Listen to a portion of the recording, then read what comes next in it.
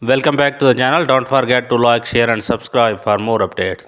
Today we are explore an amazing topic of Photoshop, how to create high conversation ad framework using custom shape. First we create a bold shape header. No content blocks are stacked vertically, then CTA shapes stand out clarity. After that arrows guide the eye. Next gradient add premium quality. No spacing ensures clarity. Then icons add meaning. After that shadows build hierarchy. Next shapes are grouped. No color contrast improves section. Then alignment is refined. After that visual flow is checked.